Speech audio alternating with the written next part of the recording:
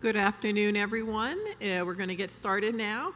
First, thank you all so much for finding your way down here to Louisville and did I get that right, Dr. Saag? Louisville? Anyway, for making it to this lovely city and for being here for the 2024 Ryan White Clinical Conference. This is the 24th year that we've held this conference, and I've got to say that every year it gets better. We spend a lot of time curating it to make it the best possible conference for you and what we believe your needs will be. Next slide. So I am Laura Cheever. I am the Associate Administrator of the HIV/AIDS Bureau at the Health Resources and Services Administration, a federal employee. And we administer the Ryan White HIV/AIDS program. I'm joined by Carolyn, who is a professor of clinical family and community medicine at UCSF, and Mike Saag, the perennial co-chair with me, who is a volunteer chair, professor of medicine, and emeritus at University of Alabama, Birmingham. So we're all so glad that you could be with us here today. Next slide. So it's the 24th annual Ryan White Clinical Conference. This conference is really intended for, it's an advanced conference for practitioners in the Ryan White HIV/AIDS funded program clinics. It's really meant for people that are part of our Ryan White family who have some experience with HIV medicine. That said, we know it's very important to be recruiting new members to our HIV care team. And so we welcome new practitioners, and we do have access to an HIV 101 webinar activity that we encourage people who have not provided a lot of care to attend to give you a good foundation and ground for you. The format of this conference includes relatively short state-of-the-art lectures, and then also some case-based panel discussions, which is a fan favorite, and small interactive group breakout sessions. We ask our presenters, plenary presenters, to really keep to the time they have, because we always have a pretty robust question and answer period after each of the presentations. So as you're having questions, we really encourage you to come up to the mic and ask your questions. There'll also be some question cards that you find at your seat that you can hand in as well to ask questions that way. Next slide. So who is here today? We have 453 participants, 18 faculty. Of the participants, 383 are either physicians, nurse practitioners, or physician's assistants, which is the main focus of this meeting. It's really meant for people that are prescribing antiretroviral therapy, as well as 35 registered nurses and 17 pharmacists. On the bottom part of this slide, you can see the number of patients in direct care. When we actually look at this group, overall, they are taking care of a majority of all the patients in the Ryan White HIV/AIDS program. And when you look, we're really excited about this last figure here. When you look at the number of clinical conferences people have attended in the past, you see that about 228 have only attended 1 to 5, and 147, this is your first conference, which is really exciting for us because we understand the importance of training people who haven't necessarily been in the field that long. Next slide. And where you're from, you can see this word cloud here that California, North Carolina, Massachusetts, and Pennsylvania predominate here, but we really have people from all over the United States, once again representing Ryan White HIV/AIDS programs traveling from as far away as Alaska. Next slide. So CME, we have a heavy focus on CME here since we know how important it is to be getting CME. It is provided through IAS, International Antiviral Society USA, is accredited by the Accreditation Council for Continuing Medical Education to provide the credits. This activity is designated for 18.25 AMA PRA Category 1 credits, and people should only claim credits for the participation that they actually have during the meeting. Next slide. But we certainly are equal opportunity here. We have, in addition to CME, we do ABM mock credits, nurse contact hours, American Academy of Family physician credits, pharmacotherapy credits, and pharmacy contact hours. There is information that you can find at www.IAS-USA.org to figure out how you claim those credits depending on which category you fall into. Next slide. Conference funding. So this conference is funded through the Ryan-White HIV/AIDS Program Part F AETCs. There is a grant to Rutgers University for the National AETC Support Center, who funds this program. There's also a networking reception today sponsored by IAS-USA that does not include government funds. Next slide. And with that, I get to turn it over to Mike Saag.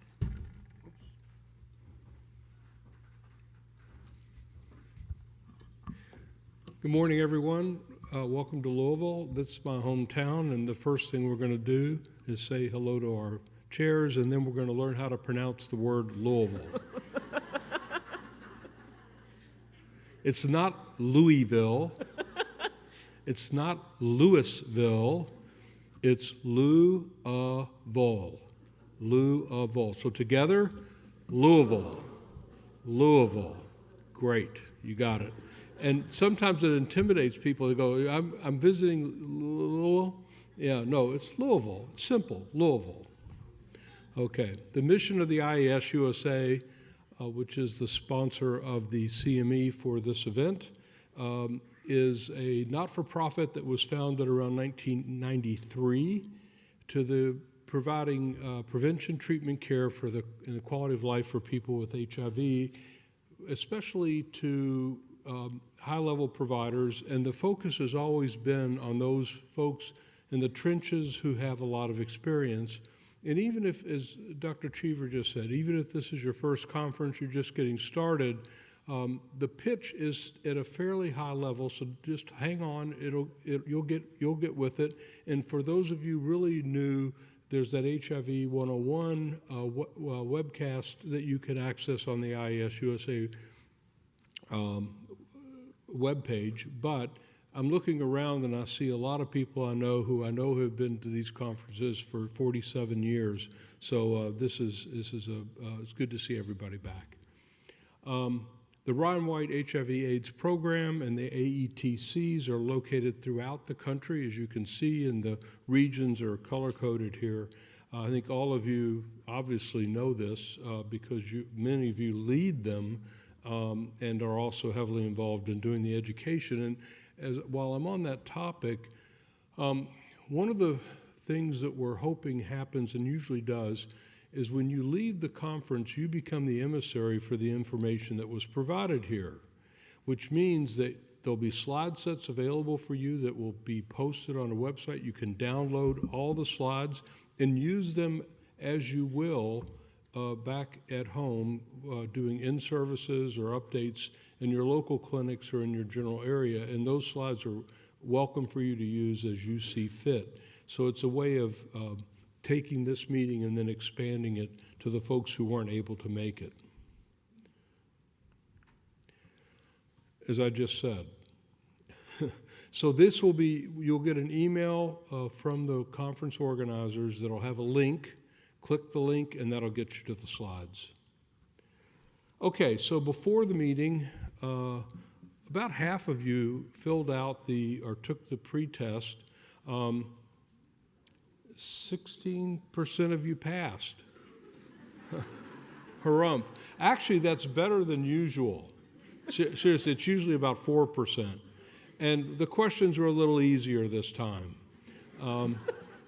What the speakers do is they pick one topic that is brand new, and then they ask a question about it, and then it's hard to know what the answer is because it's brand new. But the cool part is that when you do the post-test and the same questions are asked, that pass rate goes to about 97%, so good luck to you.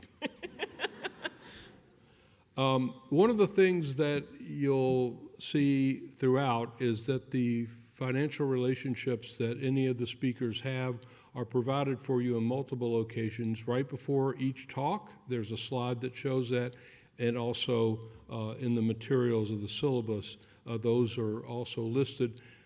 The staff of IAS-USA and the leadership of the meeting carefully vet the slides and the topic contents for any conflict of interest, and so that's already been managed. If you see something or hear something that raises a concern on your part, two ways to deal with it, three actually. One is that you can fill it out on your evaluation that you felt that there was a bias.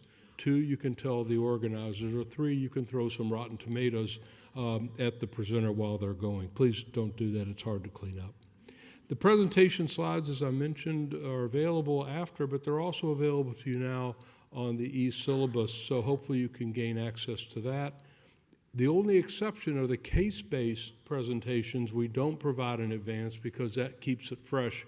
You're not looking ahead to see what the topics or the answers are, so it kind of makes it more real for you. But afterwards, all the case-based presentation slides will be available to you on that website that you can share with colleagues.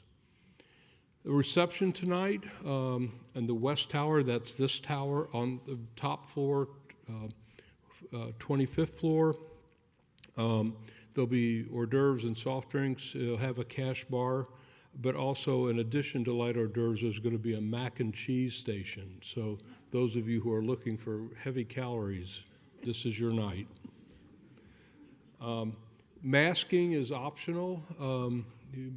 The first time we came back together, it was mandatory. Please feel free to wear a mask if it makes you comfortable, and anyone who wants to do that is welcome to. If you have questions, there's two ways to get the questions. You can go to the microphones that are scattered throughout here, or you can write on the question cards that are in front of you at your place, and we'll get to as many of them as we can. Now, this is a QR code. Pick up your phones and just zone into this if you can. And this is something called Slido. I keep thinking of that, the people with gray hair in the audience will recognize this, but I keep thinking of Sluggo. That was a nemesis in the Nancy cartoon series. So if you want to join into Sluggo, then you enter the code as you see listed here, and that'll get you through all the questions. So when we have Q&A that you participate in, especially during the cases, but a lot of the talks have audience response questions, this will get you into it. So I've seen a lot of cameras go up and they're now mostly down. We'll go through try this out a little bit. So indicate your academic degree, license, or position. Pick the one that fits you best.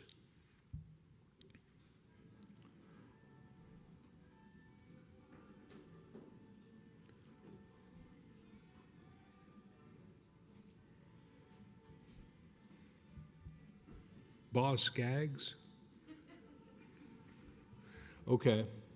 So 40% physicians and nurse practitioners, RNs, advanced practice. Great.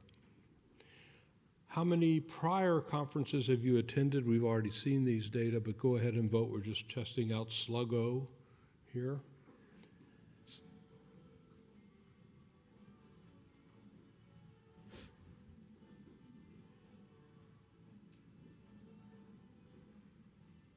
It's hard for me to hear the music. Now it sounds like Todd Rundgren. Let's see what we got. Okay, so again, the majority of people are, vast majority, almost 70%. This is wonderful. Next slide. Do you plan to attend the welcome reception? We were just thinking of different questions. Also, we want to get a head count. Okay.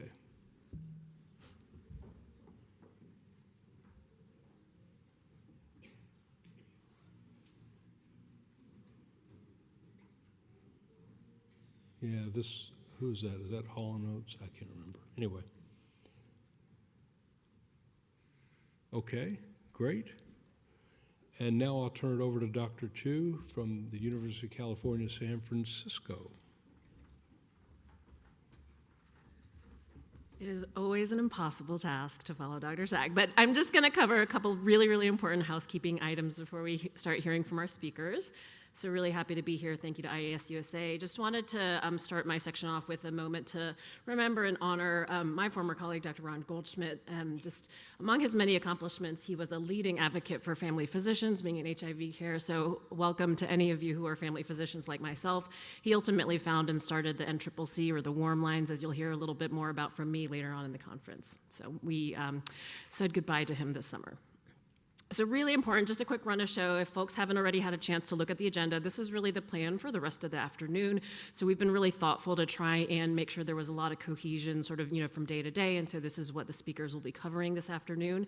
You can see there are plenty of opportunities for Q&A. So like my co-chairs have said, we really do invite people to ask questions throughout. And then also really important, if folks have not yet signed up for one of today's breakouts, please do note that a couple are full. For the ones that are not, if folks want to sign up for breakouts, there is a desk outside for people to do that. We really wanted to highlight some of the topics that we thought folks might want an additional opportunity to engage with our faculty on. So this is really inviting folks to spend a little bit time on the areas of their interest. Again, just the registration desk, you can sign up for the breakouts. We really do want to hear from all of you about the questions and issues that you're seeing in your clinics and communities, and sort of help us create that feedback loop so we know really what the emerging best practices are. You will be asked to raise your hand, really speak up during these breakouts, and so please don't be shy. Of note, the breakouts will not be recorded, so please do feel free to speak freely. And then really important, every day we would love to hear from you on how we are doing. So please note that the conference website, there's an area to fill out your daily evaluations, just highlighted there. If you are sort of putting in evaluations for Talk to Doc as you go, just know that they will be saved as long as you're still using the same device. And last but not least, before I turn it over to Dr. Cheever, I don't know how many of y'all, this is the first time coming to Louisville, but please know that there are a couple of local vendors that have kindly organized some discounts for all of you who are here. Thank you.